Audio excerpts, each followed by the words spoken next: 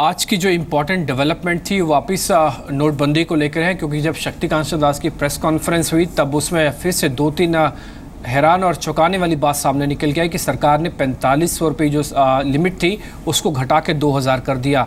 हालांकि 2.5 लाख रुपए शादी वाले घर अब निकाल पाएंगे और किसानों को भी 25,000 रुपये विड्रॉल यानी कि उनको बाहर निकालने की अनुमति मिल चुकी है। शक्तिकांत दास ने ऐसा इसलिए किया या उनकी सरकार ऐसा इसलिए सोच रही ताकि जो बैंकों में लंबी कतारें हैं उसको थोड़ा कम किया जाए और दूसरा ज़्यादा से ज़्यादा लोगों तक पैसा पहुंचाया जाए। आइए सुन लेते हैं एक बार उन्होंने इस मुद्दे पर पूरा क्या कहा।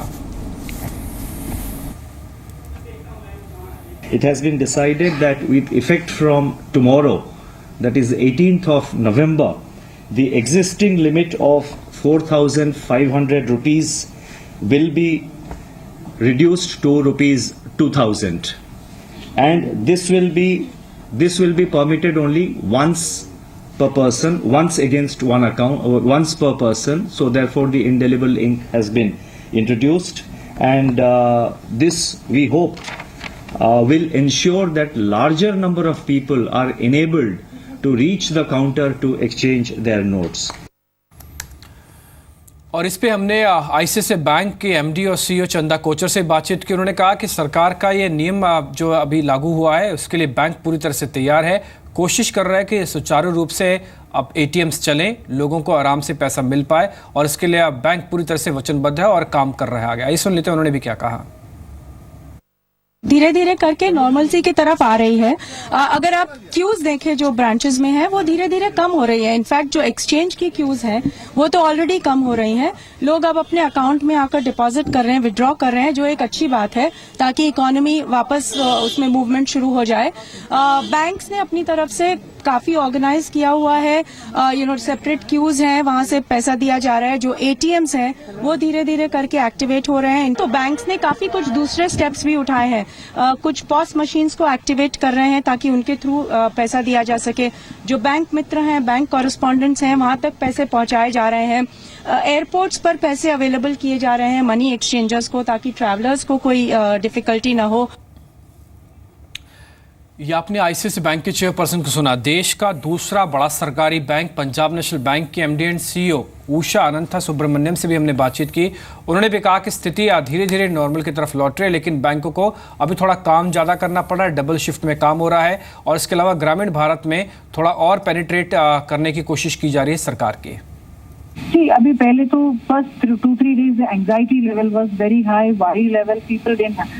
Today people are confident that ATMs can give some money, exchanges can happen, and these local as many camps that are being held is giving some comfort to people.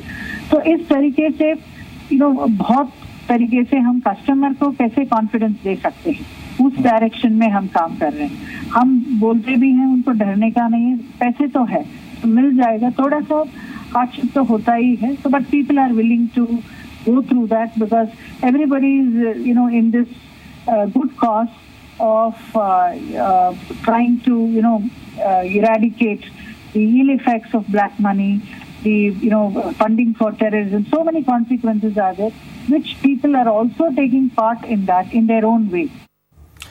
तो नोटबंदी पर आपको सरकार का रुख देखा होगा आपने, और इसके अलावा आपने सरकारी बैंक और एक निजी बैंक दोनों के बड़े अधिकारियों की भी बात सुन ली है। अब एक टेक्निकल पर्सपेक्टिव से समझ लेते हैं आनंद, क्योंकि ये इसमें कोई दो राय नहीं है कि जो बैंक्स की बुक्स हैं, भले सरकार ने फैसला लिया हो जो भी, वो ऑटोमेटिकली बैंक के फेवर में इसलिए आ गया कि उनके कासा ठीक हो रहे हैं।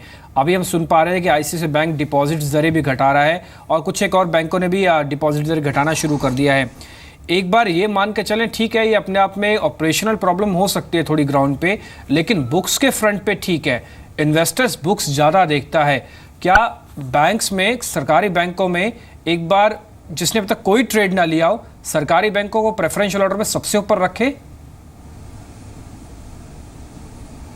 देखिए, पैसे जरूर बैंक में आएंगे। बैंक में अब आपको ये देखना है कि लेंडिंग का क्या सिचुएशन होती है, क्योंकि इस वक्त जो है धंधा बंद हो गया, कोई बोरो नहीं करेगा।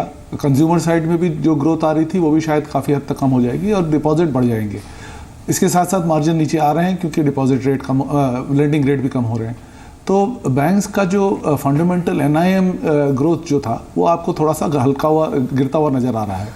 डेफिनेटली पैसे, क्योंकि जो अकाउंट डेड थे या शायद वर्किंग कैपिटल अकाउंट जहाँ पे पैसे फंसे हुए थे, वो ज़रूर एक बार साफ़ हो सकता है, तो बुक्स डेफिनेटली क्लीन हो जाएंगी।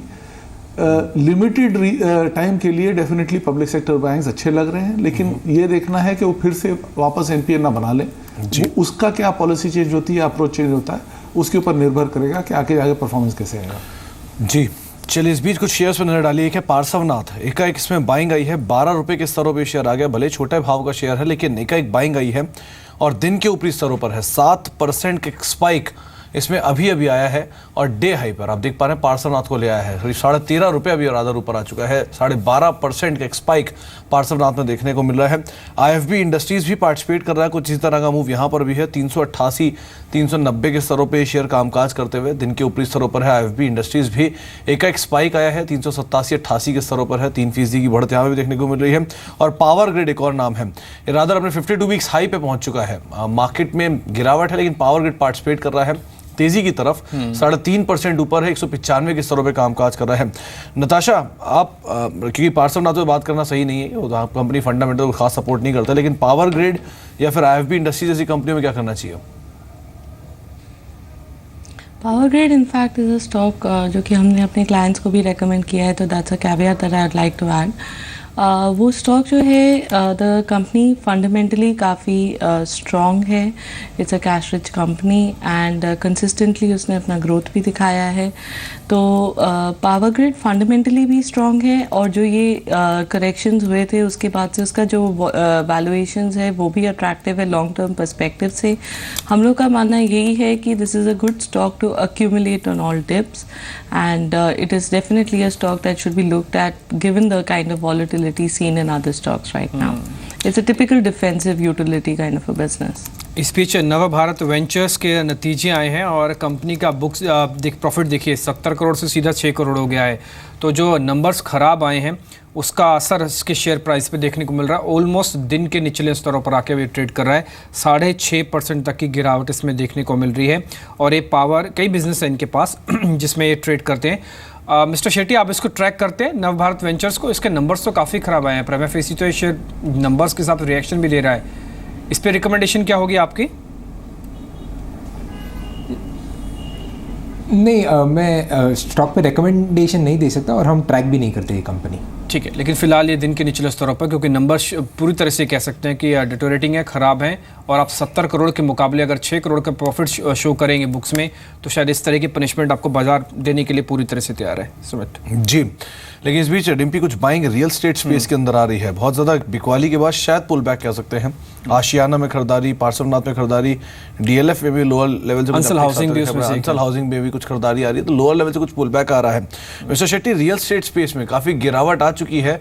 दो यहाँ पे गिरावट एक्सपेक्टेड भी थी कि इतनी ज़्यादा गिरावट आएगी, लेकिन इतनी गिरावट के बाद एटलीस्ट ये कह सकते हैं कि कुछ कंपनीज हैं जहाँ पर अब पोजीशंस या तो स्टैगर वे में एटलीस्ट बनाई जा सकती है। आपको क्या लगता है? नहीं, हमारा फंड का हिस्टोरिकल व्यू रहा है कि हम इस स्पेस में हमने कभी इन्वेस्ट नहीं किया है क्योंकि यहाँ पे यही प्रॉब्लम थी कि एक तो ब्लैक कंपोनेंट हर डील में होता था, प्लस जो मैनेजमेंट क्वालिटी थी इस स्पेस में वो इतनी ख़राब थी कि हमको कभी कॉन्फिडेंस ही नहीं आया इस सेक्टर में इन्वेस्ट करें।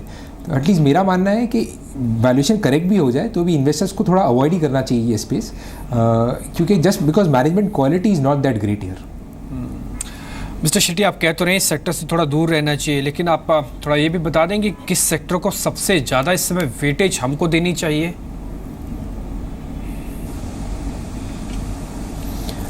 तो अगर आप देखें तो आईटी सेक्टर में सबसे ज़्यादा वैल्यूएशन करेक्शन हुआ है। It's not link to this sell off per se, but structural changes जो हो रहे हैं उसका फियर था कि जब डिजिटल हो जाएंगे ये सब कंपनीज हैंडल नहीं कर पाएंगी, जो हमको लगता है सही नहीं है। जो लॉन्ग टर्म स्ट्रक्चरल स्टोरी थी, जो इंडियन आईटी इंजीनियर है जो 1/3 प्राइस पे आता है डेवलप मार्केट के, वो स्टोरी चलता रहेगा।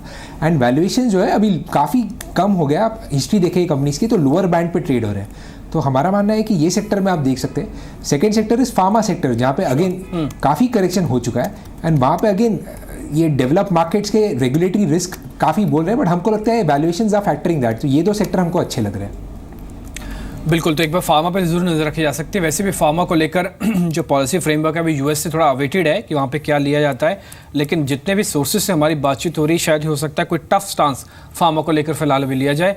नो डाउट बाजार की गिरावट में ये कंपनीज भी अच्छी करेक्ट हुई हैं। सुमित, कहते हैं ना कि बाजार जब सुनामी लेके आता है और उसमें कोई नहीं बचता। रिटेलर्स तो छोड़िए, बड़े बड़े निवेशकों के भी पसीने छूटे हैं। ये सिर्फ 600 से 700 पॉइंट की गिरावट के साथ। अंचल के पास वो लिस्ट है, उस जो नुकसान होगा नो डाउट वो सारा सीआर्स में ही होगा, करोड़ों में नुकसान होगा। ये कहते हैं डिम्पी, इस टॉपिक को सुनने के बाद अब आम इन्वेस्टर को थोड़ी शांति मिलेगी, थोड़ी सी राहत अकेले मिल वही जाएगी। नहीं है जिनको लॉस हुआ है। हाँ। और भी बड़े बड़े नाम शामिल, बताइए अंचल कौन से अंचल, नाम? बड़े बड़े नाम और बड़ी फिगर दोनों बता दीजिए। बिल्कुल डिम्पिया में देखिए, आपने एक लाइन की उसी ऐड करूंगा, दुनिया का दुख देख के लगता है मेरा दुख कितना कम है। बहुत बढ़िया। यही हालत है इस समय बड़े निवेशकों की। राकेश झुनझुनवाला से शुरुआत करते हैं, बाजार के सबसे बड़े दिग्गज निवेशक माने जाते हैं और नवंबर का महीना इनके लिए इस बार बेहद खराब रहा है। बीते 15 दिन में इनकी पोर्टफोलियो में से करीब 1500 करोड़ साफ हो गए और कहीं ना कहीं सबसे बड़ा कारण था टाइटन का शेयर। टाइटन में निवेशित है और बीते 15 दिनों के दौरान टाइटन का जो शेयर है वहाँ से इनको करीब 400 करोड़ का लॉस हुआ है। तो कहीं ना कहीं ये एक कारण रहा होगा जिसकी वजह से स्लीपलेस नाइट्स जिसे कहते हैं झुंझुनवाला साहब को आ रही होगी। उसके अलावा दीवान हाउसिंग फाइनेंस लिमिटेड, साथ ही साथ एस्कॉट्स, डेल्टा कॉप, एनसीसी, ये कुछ ऐसे नाम है जहाँ पे बड़ा लॉस उठाते हुए दिखे हैं बीते 15 दिनों के दौरान। दीवान हाउसिंग फाइनेंस 100 करोड़ का लॉस हुआ है। वहीं छोटे, जिसे हम रिलेटिवली छोटा लॉस कहेंगे, वो औरोबिंदो फार्मा, रैलिस इंडिया और एप्टेक जैसे शेयरों में आता हुआ दिखा। जहाँ एक तरफ औरोबिंदो फार्मा और रैलिस इंडिया में 60 करोड़ से ज़्यादा का नुकसान हुआ, वहीं एप्टेक में करीब 52 करोड़ का नुकसान हुआ। ये तो बात रही राकेश झुनझुनवाला की, जिनको ऑलमोस्ट 1500 करोड़ का नुकसान बीते 15 दिनों में हुआ। वहीं दूसरी ओर आर के दवानी, राधाकृष्ण दवानी, जिनको वो अपना गुरु भी मानते हैं, उनको भी घाटा उठाना पड़ा है। उतना नहीं जितना झुनझुनवाला साहब को हुआ है, लेकिन डेफिनेटली डेंट जरूर पड़ा है। अगर आप देखिए तो ब्लू डार्ट में निवेशित है आर के दवानी, वहाँ पे करीब 41 करोड़ का घाटा बीते 15 दिनों में आया है। वहीं से सुंदरम फाइनेंस की बात करें तो 35 करोड़ से ज़्यादा का नुकसान उठाना पड़ा है। साथ ही वीएसटी इंडस्ट्रीज और इंडिया सीमेंट, इन दोनों ही शेयरों में 20 करोड़ से ज़्यादा की गिरावट, जो पोर्टफोलियो था 20 करोड़ से ज़्यादा का गिरता हुआ दिखा बीते 15 दिनों में। और प्रेशर बना 3M India, India Cements, United Brewery, स्ट्रेंट और HCL इन्फोसिस्टम्स में। इंटरेस्टिंग चीज़ ये डिम्पी, देखिए नॉर्मली आर के दवानी और साथ ही साथ राकेश झुनझुनवाला दोनों को ही एक अच्छा एग्रेसिव बेटा माना जाता है, लेकिन उसके कंपैरिजन में प्रोफेसर शिवानंद मांगेकर ये काफ़ी साइलेंट और आउट ऑफ द पिक्चर रहने वाले इन्वेस्टर हैं। बहुत हेवीली इन्वेस्ट करते हैं लेकिन इनके बारे में आप ज़्यादा कहीं पढ़ते नहीं हैं। इनको भी घाटा उठाना पड़ा है। लॉन्ग टर्म इन्वेस्टर हैं, सभी शेयरों में काफ़ी समय से निवेशित हैं, लेकिन उसके बावजूद भी सेंचुरी टेक्सटाइल ऑलमोस्ट 50 करोड़ की वैल्यू इरोड होती हुई दिखी है बीते 15 दिनों में। वहीं फ्यूचर रिटेल में इनको करीब 35 करोड़ का लॉस उठाना पड़ा 15 दिनों के दौरान। भारत फाइनेंशियल में भी 20 करोड़ से ज़्यादा का घाटा हुआ है। तो नेट सबसे ज़्यादा नुकसान कहीं ना कहीं सबसे बड़ा पोर्टफोलियो राकेश झुनझुनवाला का है, जिन्होंने ऑलमोस्ट 1500 करोड़ का घाटा उठाया। तो वहीं उसके बाद आर के दवानी आते हैं, उनको करीब 200 करोड़ का नुकसान हो गया 15 दिनों के दौरान। और सबसे अंत में मांगेकर साहब हैं, साइलेंट इन्वेस्टर हैं, लेकिन उसके बावजूद भी ऑलमोस्ट 150 करोड़ उनके साफ हो चुके हैं बीते 15 दिनों में।